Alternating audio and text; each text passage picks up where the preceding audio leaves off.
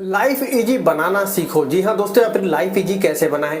जीवन की इस भाग दौड़ भरी दुनिया में, या फिर कहेंगे भाग दौड़ भरे जीवन में, कहीं ना कहीं हम अपने आप को भूल गए और कहीं ना कहीं हम एक तरीके से, कुछ लोग दिखावा कर रहे हैं, कुछ लोग जबरदस्ती कर रहे हैं, कुछ लोग कुछ एक्स्ट्रा ऑर्डिनरी भी कर रहे हैं। लेकिन लाइफ को इजी बनाना हर व्यक्ति भूल गया है। आप कहीं ना कहीं देखेंगे हर व्यक्ति किसी दूसरे को व्यक्ति को खुश करने में लगा हुआ है, या फिर कहें कि हर व्यक्ति अपनी लाइफ में ये सोच रहा है कि यार ये क्या कहेगा, कैसे कहेगा, ये क्या सोचेगा। और लाइफ में हमें ये फील होता है कि यार आज अगर मैंने इसका स्वार्थ सिद्ध नहीं किया तो आगे जाकर मेरी जरूरत पड़ेगी, ये मेरा स्वार्थ सिद्ध नहीं करेगा। और कहीं ना कहीं हम वो झूठ या फिर गलत रास्ते पर चल देते हैं, या फिर किसी डर को लेकर हम बैठ जाते हैं। तो ऐसे में हमारी लाइफ पूरी डिस्टर्ब हो जाती है। हमें ऐसा लगता है कि दूसरा कोई व्यक्ति हमारी लाइफ को चला रहा है, या फिर कहें कि हम दूसरों के विचारों से बंध गए, या फिर हमारा मन दूसरों के बारे में सोच सोच कर ही परेशान कर रहा है। लाइफ में ऐसी काफी कंडीशन आती है और ऐसे में व्यक्ति सिर्फ सोच कर अपने माइंड को इतना भारी कर लेता है जिसका वो खुद नहीं जानता कि यार क्या हो रहा है। वो हर पल सिर्फ सोचता रहता है, और वो सिर्फ ऐसा नहीं है, लोगों के बारे में कल्पनाएं करते रहता है।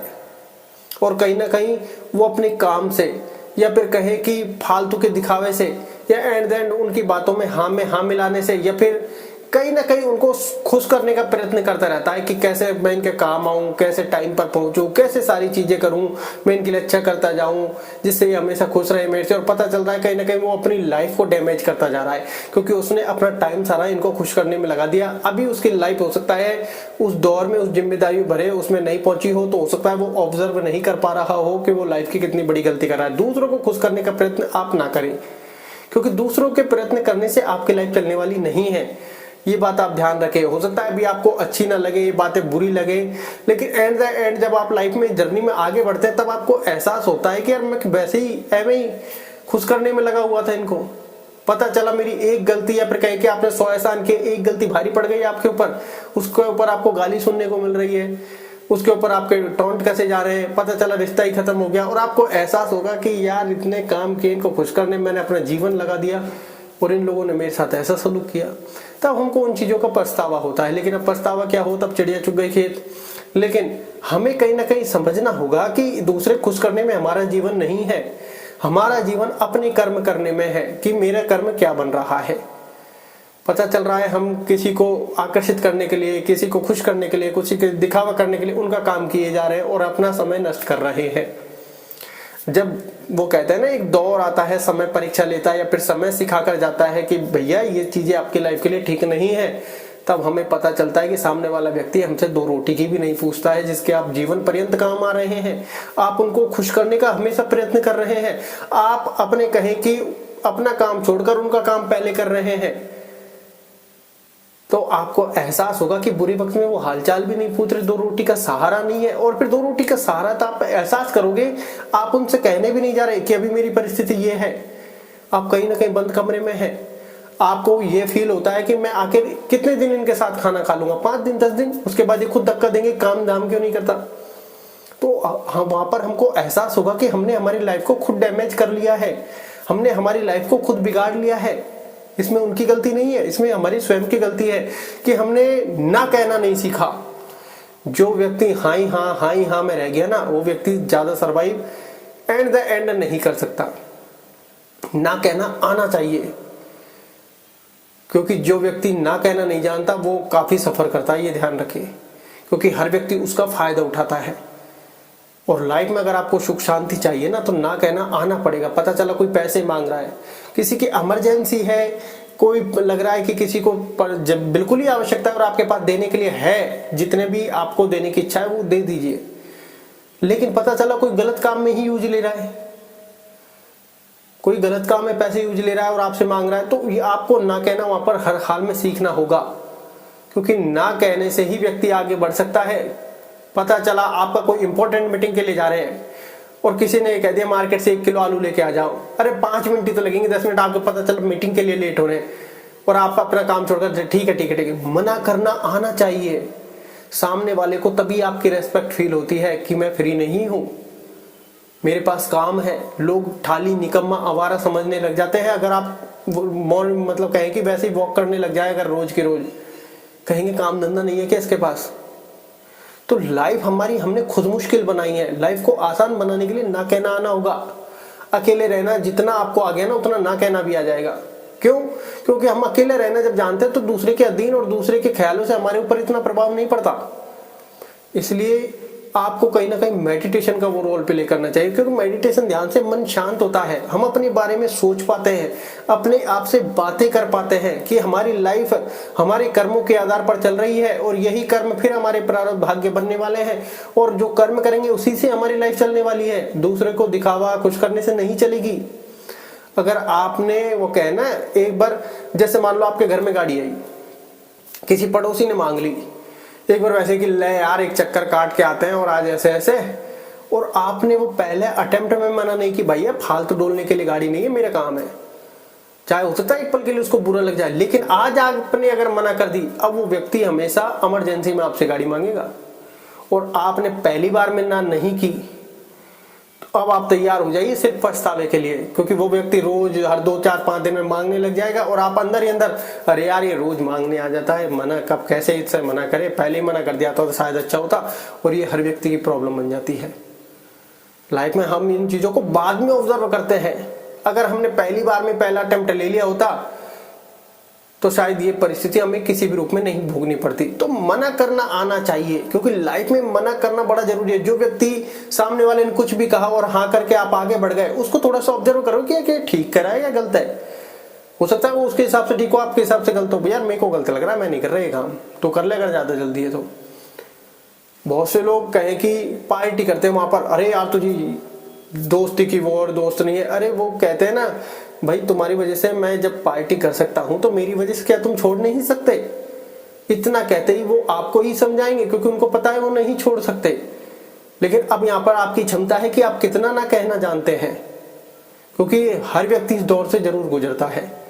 कहीं ना कहीं एट द एंड ये सिचुएशन आ जाती है, लेकिन हम सिर्फ महसूस करते हैं, अपने मन में ही बातें करते रह जाते हैं। सामने वाले से एक बार अगर आपने ना बोला तो उसको ऑब्जर्व करो कि वो कितनी बातें कर रहा है आपसे लाइफ में।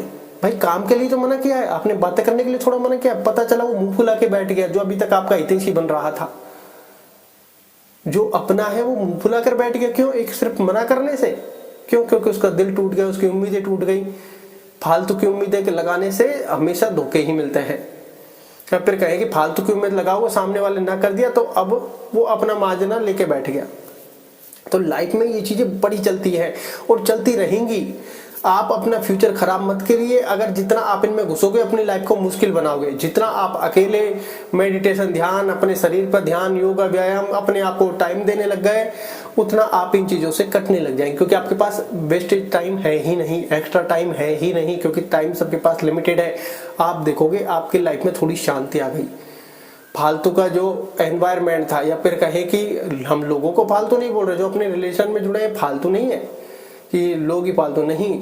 हमारे पास टाइम सीमित है, हमें अभी ये काम करने, अगर कोई इमरजेंसी आएगी हम डेफिनेटली साथ देंगे उनका, लेकिन बिना इमरजेंसी के लिए छोटे छोटे काम ये हम नहीं कर सकते। आपके कोई अगर आपके घर में ना हो, पता चले तो समझ में आती है, कभी कभी जब की हो जाए। पता चला आपने एक दिन काम किया, वो रोज ही आपसे कह रहे हैं, पहली बार में आपने मना नहीं किया और अब वो रोज वो काम कर रहे, तो आपकी लाइफ ऑटोमेटिकली मुश्किल होती जाएगी।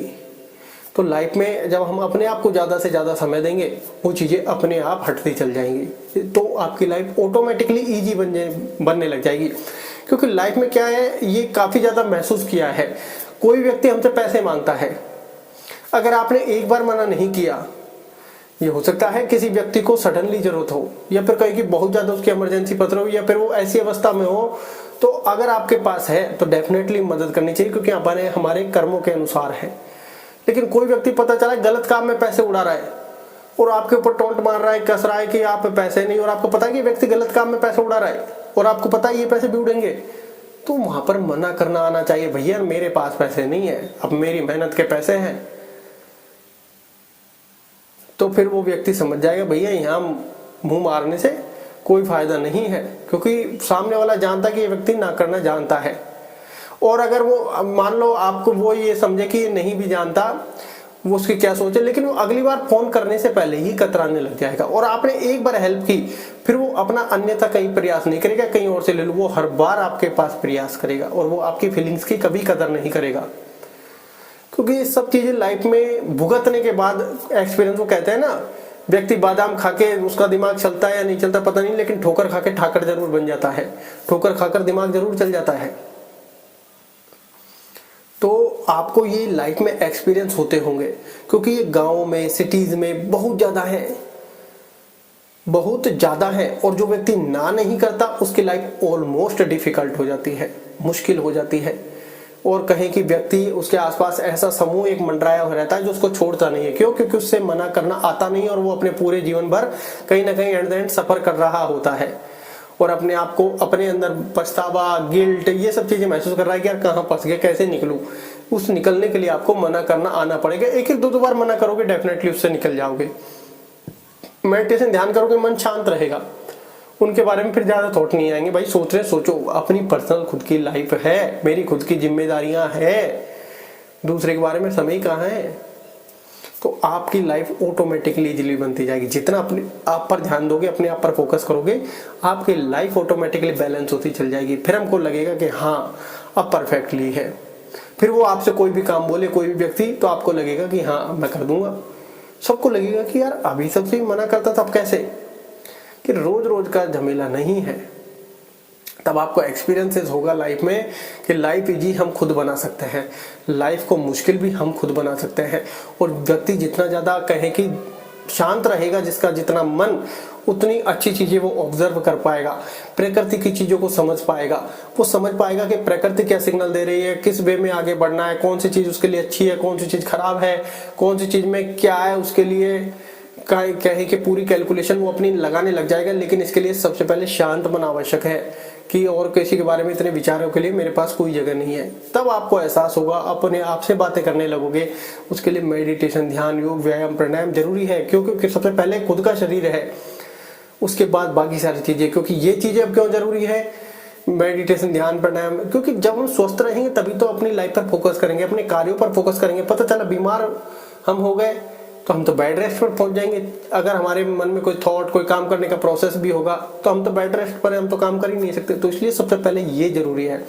वो कहते हैं ना, पहला सुख निरोगी काया, वो इसलिए ही है। धन्यवाद।